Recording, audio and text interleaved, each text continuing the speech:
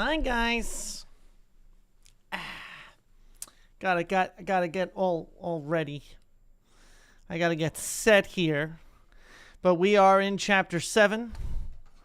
Let's see if I could see if I can go different here. Okay. Alright, I think that'll be alright. I think that'll give me enough lighting. I think we're good. We've got Hedwig in the back. Look at Hedwig. Hold on, I gotta take a picture. I gotta send it to the Shiros. To the Shiros. Give me 1 second. Okay. It doesn't want to take me to the camera. Ooh, look at Hedwig. Hedwig in the back. Okay.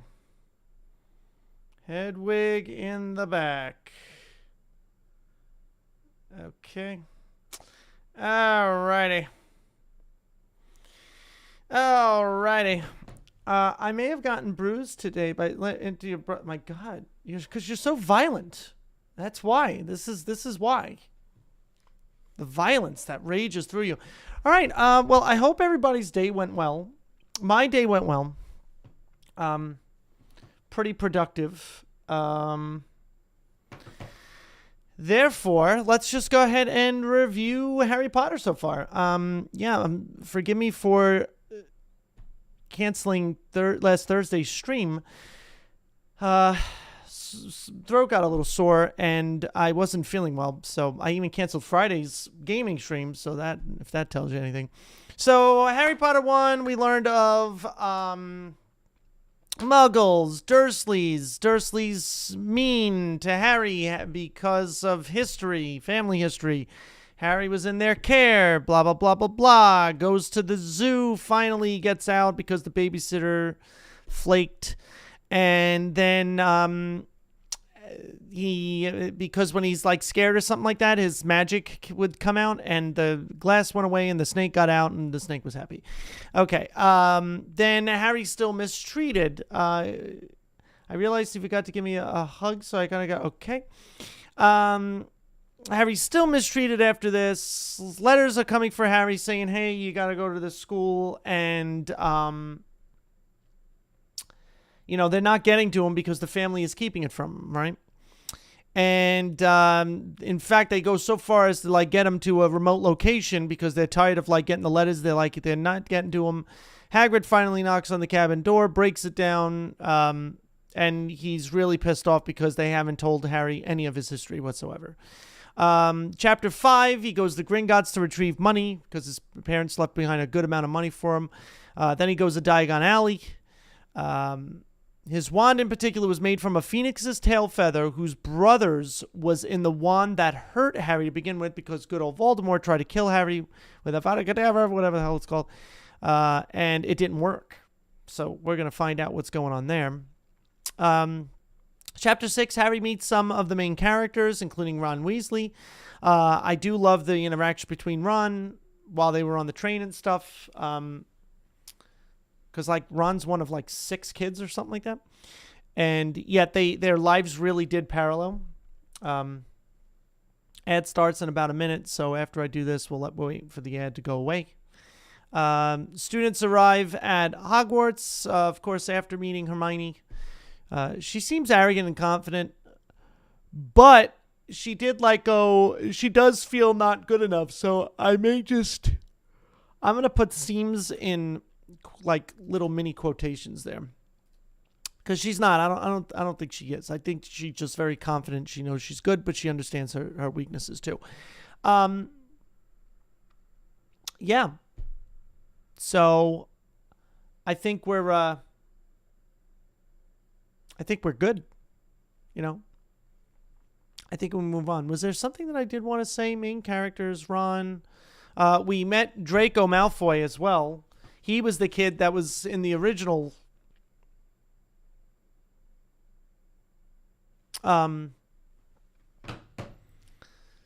he was the kid that he met like in that, what was it, like a locker room or something like that? I forget. Hey, Minty.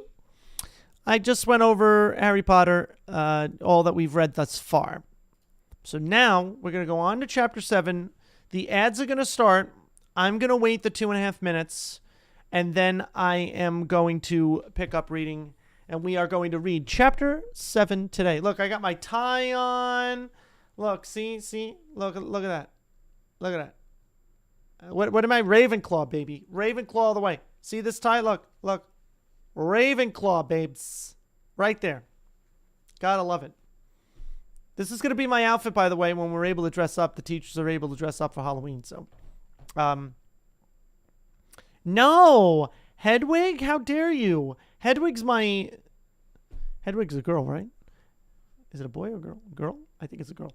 Hedwig's my jam. You kidding? No way. Atlas is not here. Atlas would know, though, not to touch Hedwig, believe it or not. Atlas is a smarty. So, yeah.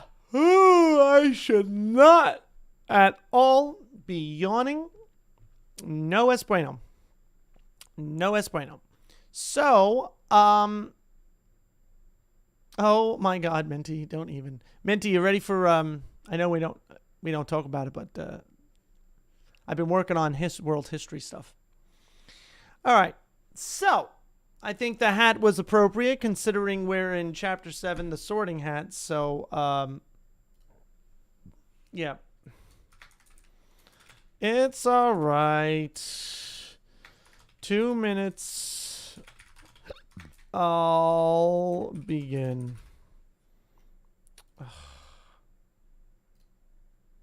Oh my God. That's all right. 2 minutes and I'll begin.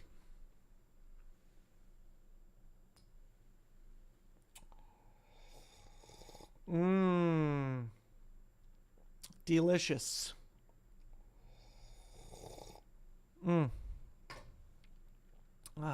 Relax. 1 minute 46.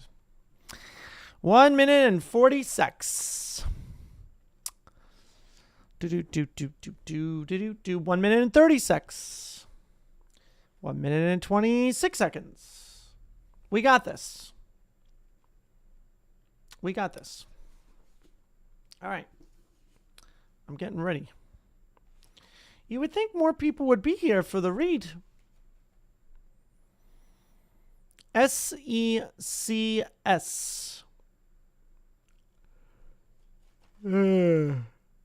This is good. Ooh, the Sorting Hat. All right. The Sorting Hat. Look at that.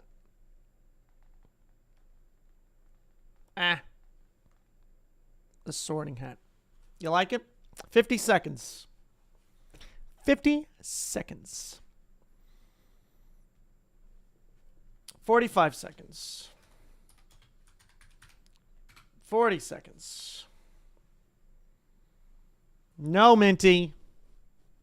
No packing. 30. Okay. I love the smell of books. That smells so good. That smells so good. All right, 15 seconds. Oh, thank God I didn't want to see your smelly face anymore. Smelly face? That's kind of odd, huh? See a smelly face. I don't know. We got this. Let's do this. All right. All right, welcome back. Here we go. I'm going to start. Chapter 7, Sorting Hat. The door swung open at once. A tall, black-haired witch in emerald green robes stood there. She had a very stern face, and Harry's first thought was that this was not someone to cross. The first years, Professor McGonagall, said Hagrid. Thank you, Hagrid. I will take them from here. She pulled the door wide. The entrance hall was so big you could have fitted the whole of the Dursleys' house in it. That's funny. The stone walls were lit with flaming torches like the ones at Gringotts. The ceiling was too high to make out, and a magnificent marble staircase facing them led to the upper floors. They followed Professor McGonagall across the flagged stone floor. Harry could hear the drone of hundreds of voices from a doorway to the right. The rest of the school must already be here, but Professor McGonagall showed the first years into a small empty chamber of the hall. They crowded in, standing rather closer together than they would usually have done, peering about nervously. This is so good. It's just so good. It's just like I could see it. I love it. I'm glad I played the game some. Welcome to Hogwarts, said Professor McGonagall. The start of term banquet will begin shortly. But before you take your seats in the Great Hall, you will be sorted into your houses. The sorting is a very important ceremony because while you are here, your house will be something like your family within Hogwarts. You will have classes with the rest of your house, sleep in your house dormitory, and spend free time in your house common room. The 4 houses are called Gryffindor, Hufflepuff, Ravenclaw, and Slytherin. Each house has its own noble history, and each has produced outstanding witches and wizards. While you're at Hogwarts, your triumphs will earn your house points, while any rule breaking will lose house points. At the end of the year, the house with the most points is awarded the House Cup, a great honor. I hope each of you will be a credit to whichever house becomes yours. The sorting ceremony will take place in a few minutes in front of the rest of the school. I suggest you all smarten yourselves up as much as you can while you're waiting. Her eyes lingered for a moment on Neville's cloak, which was fastened under his left ear, and on Ron's smudged nose. Harry nervously tried to flatten his hair. I shall return when we are ready for you, said Professor McGonagall. Please wait quietly. She left the chamber. Harry swallowed. How exactly do they sort us into houses? He asked Ron. Some sort of test, I think. Fred said it hurts a lot, but I think he was joking. Harry's heart gave a horrible jolt. A test? In front of the whole school? But he didn't know any magic yet. What on earth would he have to do? He hadn't expected something like this the moment they arrived. He looked around anxiously and saw that everyone else looked terrified too. No one was talking much except Hermione Granger, who was whispering very fast about all the spells she learned and wondering which one she'd need. Harry tried hard not to listen to her. He'd never been more nervous, never, not even when he'd had to take a school report home to the Dursleys saying that he'd somehow turned his teacher's wig blue. He kept his eyes fixed on the door. Any second now, Professor McGonagall would come back and lead him to his doom. Then something happened which made him jump about a foot in the air. Several people behind him screamed. What the? He gasped. So did the people around him. About 20 ghosts had just streamed through the back wall. Pearly white and slightly transparent, they glided across the room, talking to each other and hardly glancing at the first years. They seemed to be arguing. What looked like a fat little monk was saying, "Forgive and forget, I say. We ought to give him a second chance. My dear Friar, haven't we given Peeves all the chances he deserves? He gives us all a bad name, and you know, he's not really a ghost. I say, what are you all doing here?" A ghost wearing a ruff and tights had suddenly noticed the first years. Nobody answered. "New students," said the fat friar, smiling around at them. "About to be sorted, I suppose." A few people nodded mutely. Hope to see you in Hufflepuff," said the friar. "My old house, you know." "Move along now," said a sharp voice. "The sorting ceremony's about to start." Professor McGonagall had returned. One by one, the ghosts floated away through the opposite wall. "Now, form a line," Professor McGonagall told the first years, "and follow me." Feeling oddly as though his legs had turned to lead, Harry got into line behind a boy with sandy hair, with Ron behind him, and they walked out of the chamber, back across the hall, and through a pair of double doors into the Great Hall. Harry had never even imagined such a strange and splendid place. It was lit by thousands and thousands of candles, which were floating in midair over 4 long tables, where the rest of the students were sitting. These tables were laid with glittering golden plates and goblets. At the top of the hall was another long table where the teachers were sitting. Professor McGonagall led the first years up here, so they came to a halt in a line facing the other students, with the teachers behind them. The hundreds of faces staring at them looked like pale lanterns in the flickering candlelight. Dotted here and there among the students, the ghosts shone misty silver. Mainly to avoid all the staring eyes, Harry looked upwards and saw a velvety black ceiling dotted with stars. He heard Hermione whisper, "It's bewitched to look like the sky outside. I read about it in Hogwarts, a history." I'm surprised with all the reading. I'm surprised with all the reading that Hermione has done and all the research and how like she feels so clever and stuff.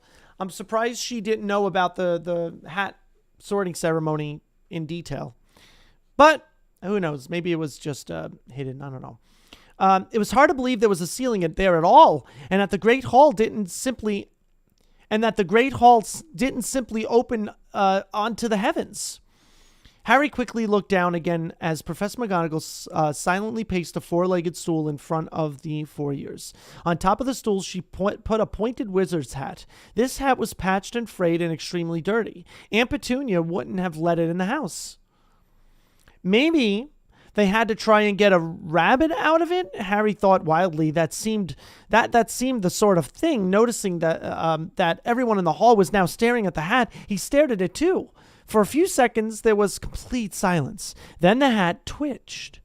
A rip near the brim opened wide like a mouth, and the hat began to sing. "Oh, you may not think I'm pretty, but don't judge on what you see. I'll eat myself if you can find a smarter hat than me. You can keep your bowlers black, your top hat sleek and tall, for I'm the Hogwarts sorting hat, and I can cap them all."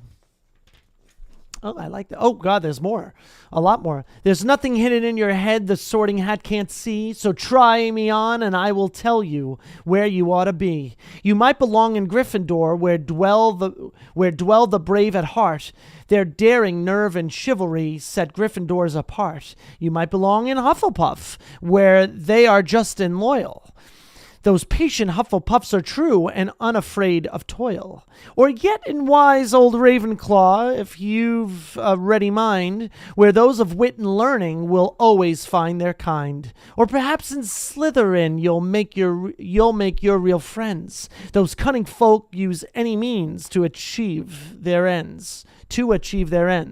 So put me on, don't be afraid, and don't get in a flap.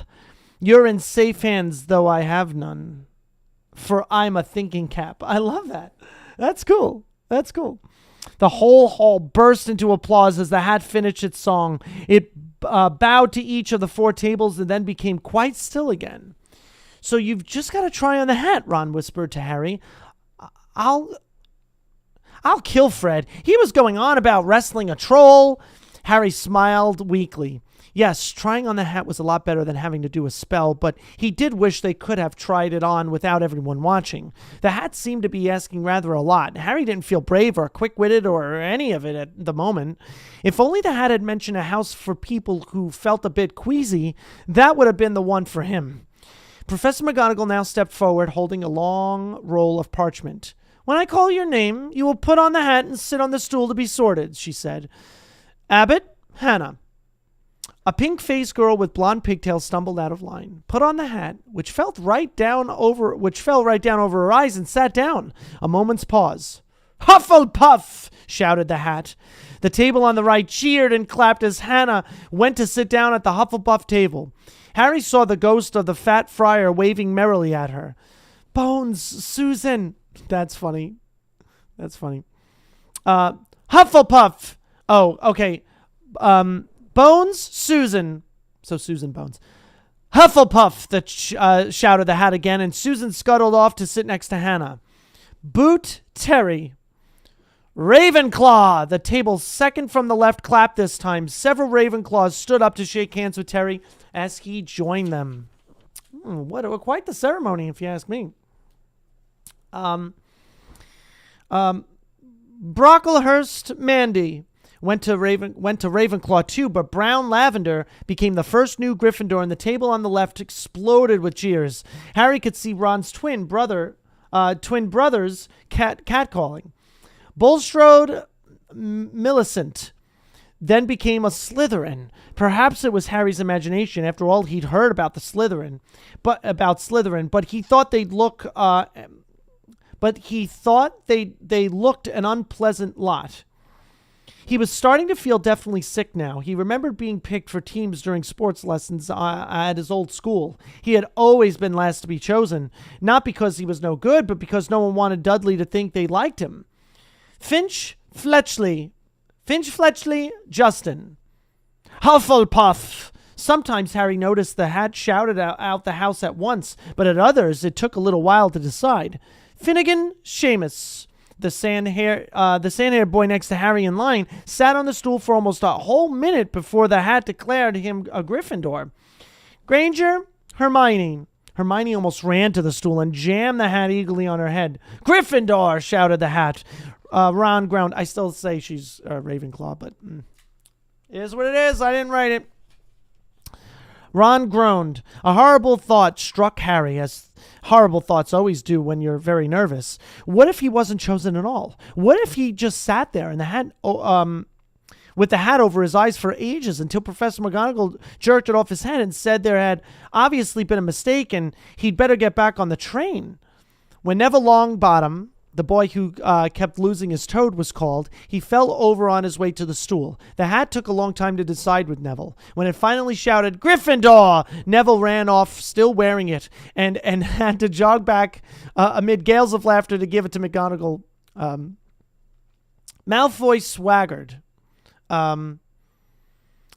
swaggered forward when his name was called and got his wish at once. The hat had barely touched his head when it screamed Slytherin. So it really knew. It could just sense it. Hi, PopCap. I am reading. Malfoy swaggered said Slytherin. Malfoy went to join his friends Crabbe and Goyle, looking pleased with himself.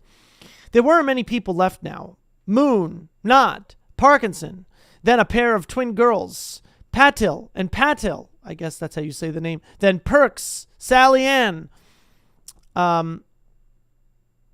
So Sally Ann Perks. And then at last, Potter, Harry. As Harry stepped forward, whispers suddenly broke out like little hissing fires all over the hall. Potter? Potter, did she say? The Harry Potter? The last thing Harry saw before the hat dropped over his eyes was the hall full of people craning to get a good look at him. Next second, he was looking at the black inside of the hat. He waited.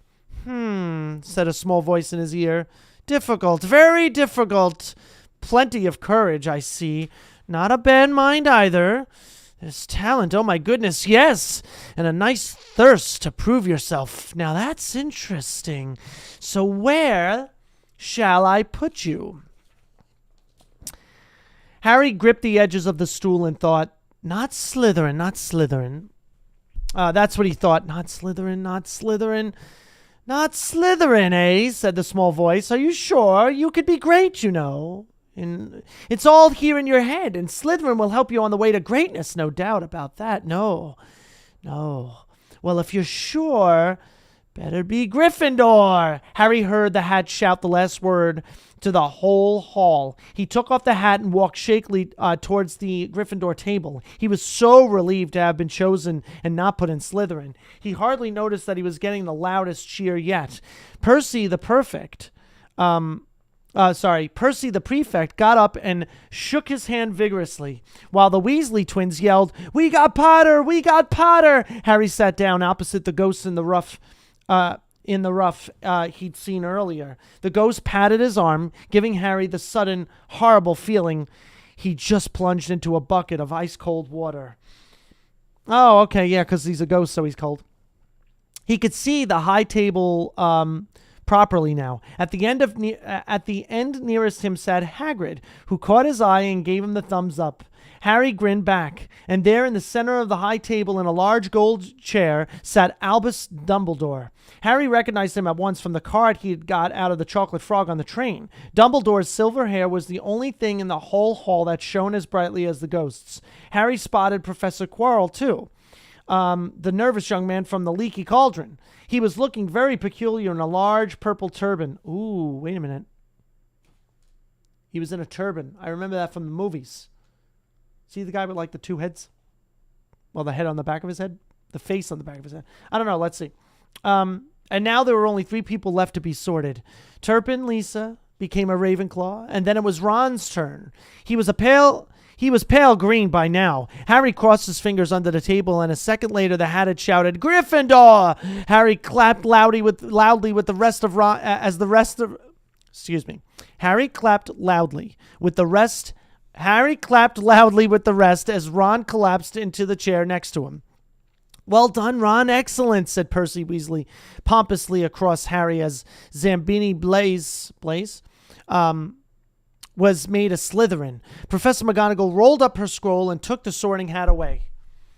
Harry looked down at the empty gold plate. He had only just realized how hungry he was. The pumpkin pasties seemed ages ago. Albus Dumbledore had got to his feet. He was beaming at the students, his arms opened wide as if nothing could have pleased him more than to see them all there. "Welcome," he said. "Welcome to the new year at Hogwarts. Before we begin our banquet, I would like to say a few words. And here they are. Nitwit, Blubber, Oddment, Tweak." Okay. "Thank you." He sat back down. Everybody clapped and cheered. Harry didn't know whether to laugh or not. "Is he a bit mad?" he asked Percy uncertainly. "Mad?" said Percy airily. "He's a genius, best wizard in the world. But he is a bit mad, yes." Potatoes, Harry?"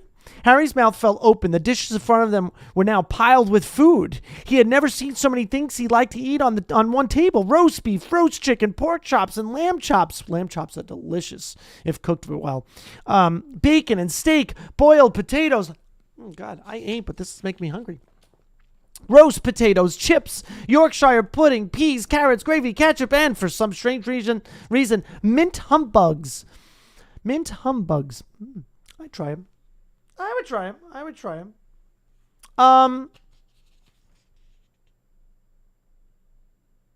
Well, it doesn't. I don't think it's Percy because it's Percy. It says Percy. There's no L in that. So I'm going to go with Percy. Yeah. Sorry, Miro, right? Oh, I kept saying that. I didn't mean to say that. Yeah, no, I messed up. I could have sworn I corrected myself. It doesn't matter, though. But thank you for reading along. You're amazing.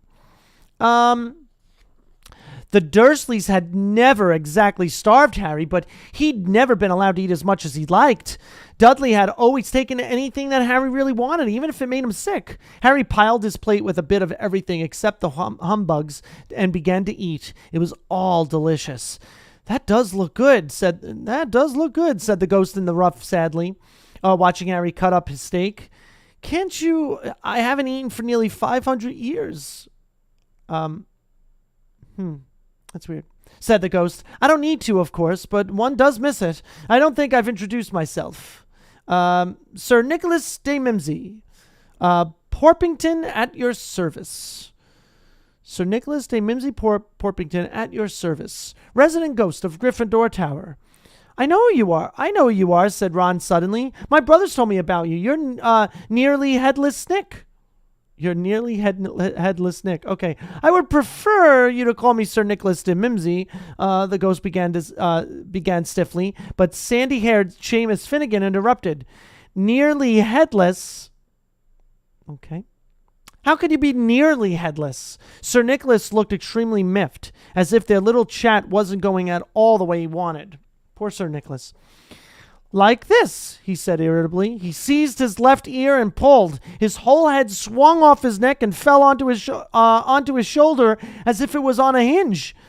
Someone had obviously tried to behead him, but not done it properly. Ugh. Looking pleased at the stunned looks on their faces, nearly headless Nick flipped his head back onto his neck, coughed, and said, "So, new Gryffindors, I hope you're going to help us win the house championship this year. Gryffindor have never gone so long without winning. Slytherin have got the cup 6 years in a row. The bloody Baron's becoming almost unbearable." He's the Slytherin ghost. All right, because he's probably bragging a lot that he won and all. So Harry looked over at the Slytherin table and saw a horrible ghost sitting there. A horrible ghost sitting there with blank staring eyes, a gaunt face, and a robe stained with silver blood. Ooh. He was right next to Malfoy, who, Harry was pleased to see, didn't look too pleased with the seating arrangements. "How did he get covered in blood?" asked Seamus with great interest. "I've never asked," said nearly headless Nick delicately. When everyone had eaten as much as they could, the remains of the food faded from the plates, leaving them sparkling clean as before. A moment later, the puddings appeared.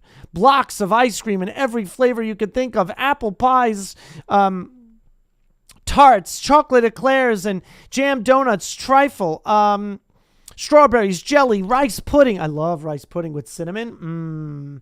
As Harry helped himself to a tart, the talk turned to their families. "I'm half and half," said Seamus.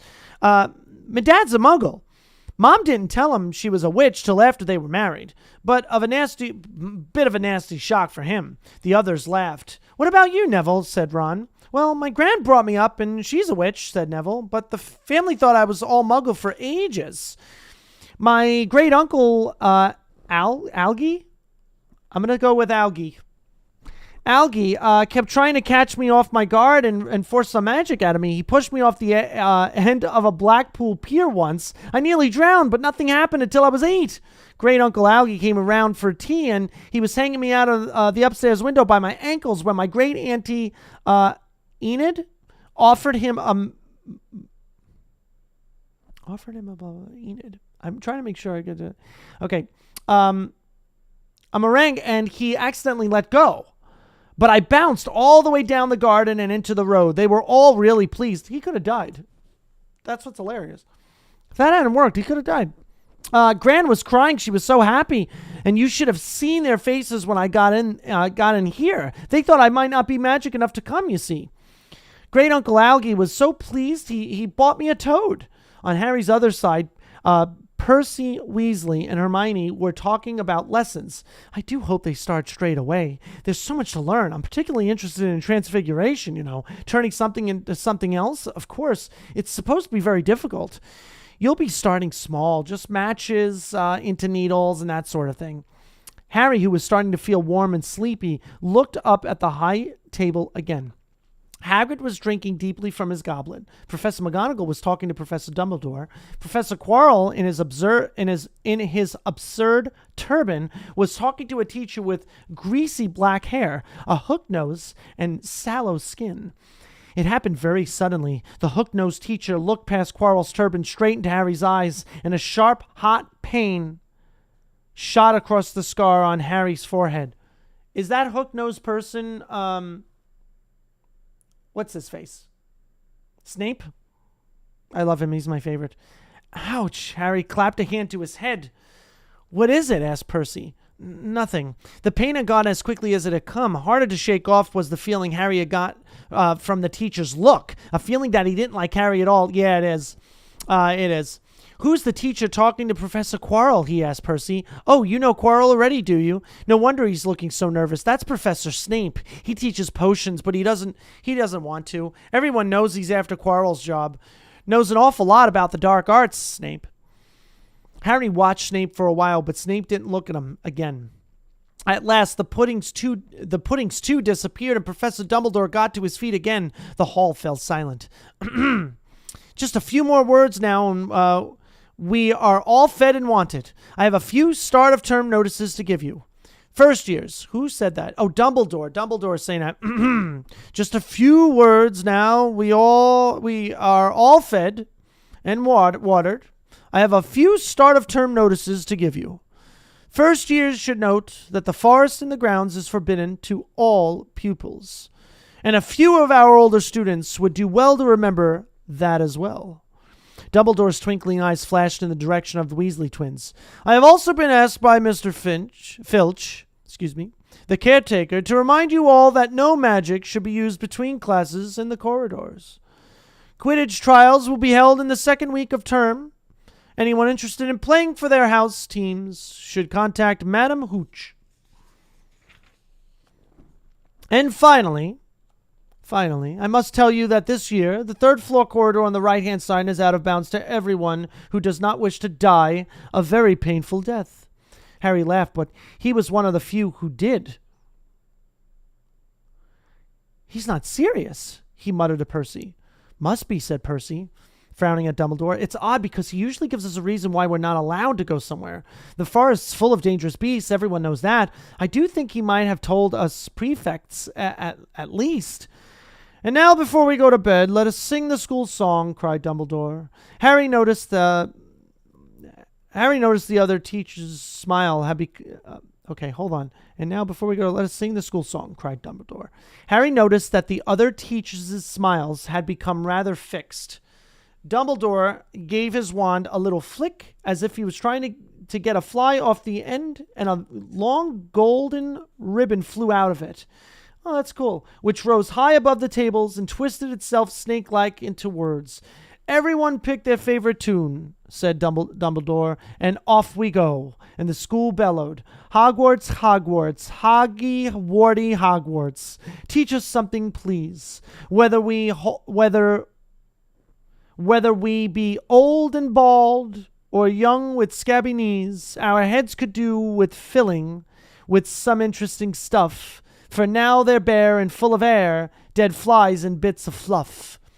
So teach us things worth knowing, bring back what we forgot. Just do your best, we'll do the rest, and learn until our brains rot. And learn until our brains all rot. I like it. Everybody finished the song at different times. At last, only the Weasley twins were left singing along to a very slow funeral march. Dumbledore conducted their last few lines with his wand, and when they had finished, he was one of those who clapped loudest. Ah, music, he said, wiping his eyes. A magic beyond all we do here. And now, bedtime. Off you trot. The Gryffindor first years followed Percy through the chattering crowds, out of the great hall and up the marble staircase. Harry's legs were like lead again, but only because he was so tired and full of food. He was too sleepy even to be surprised that the people in the portraits along the corridors whispered and pointed as they passed, or that twice Percy led them through doorways hidden behind sliding panels and hanging tapestries. They climbed more staircases, yawning and dragging their feet, and Harry was just wondering how much further they had to go when they came to a sudden halt. A bundle of walking sticks was floating in midair ahead of them as Percy took a step toward them. And as Percy took a step towards them, they started throwing themselves at him. Peeves! Percy, he says, Peeves!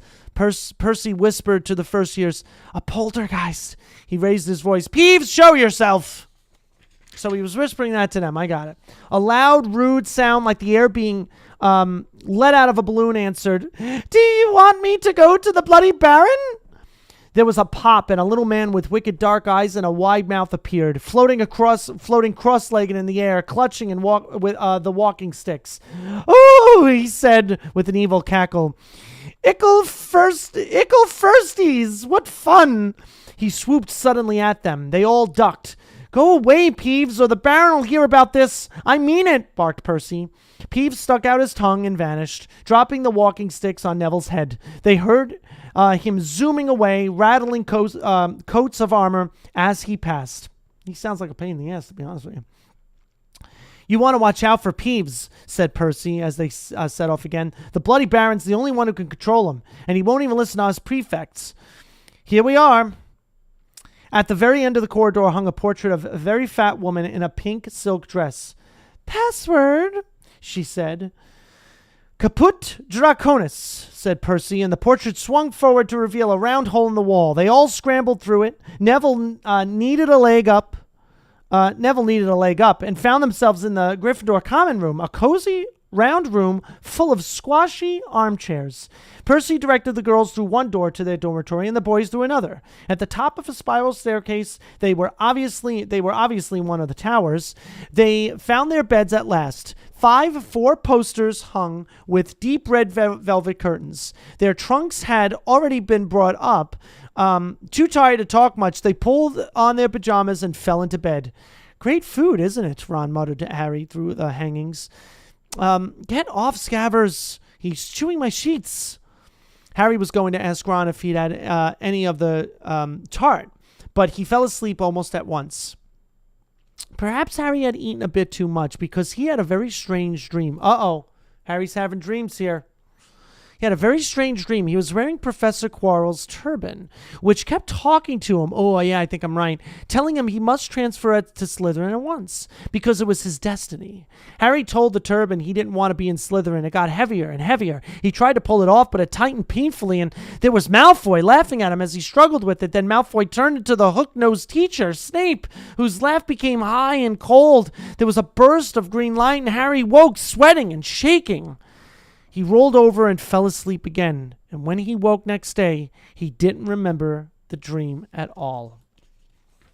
We are now on Chapter 8, The Potions Master, which we will continue next stream. Very, very nice. I like it.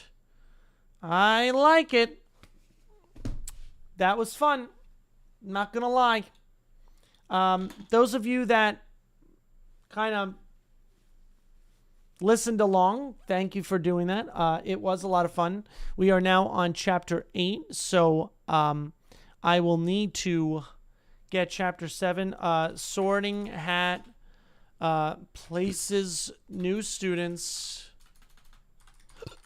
in one of 4 houses. One of 4 houses. Harry notices Snape looking his way just once during dinner. Snape gives look. Harry feels brief, momentary pain on his scar, if I'm not mistaken. All right. For some reason, it's not Gary. Oh, that would have ruined a lot. Snape. Let's get this. Harry notices Snape. All right. I think we're pretty good. Harry has a scary dream of Two-Head Man. Two-Face Man? Two-Face Man. I don't know how to spell his name. I don't feel like looking it up. Two-Face Man. Q. I'm going to put Professor Q. Professor Q. Saying he belongs in Slytherin. Then PQ turns into Snape saying the same. Harry wakes in a sweat, goes back to bed, wakes with no memory of dream. Okay, I think we're good. I think we're ready for next time. So how about we get ready for next time? Okay. Bam, bam, bam. Wham, bam. Thank you, ma'am. Chapter 8, Harry Potter and the Philosopher's Stone. Chapter 8. We are good. Let me go ahead and do this. Bam, and start that. And now it'll save. And life is dandy. I absolutely love you all. Please be safe. Have a wonderful night. And yeah, it was fun reading. So bye. Hug somebody you love.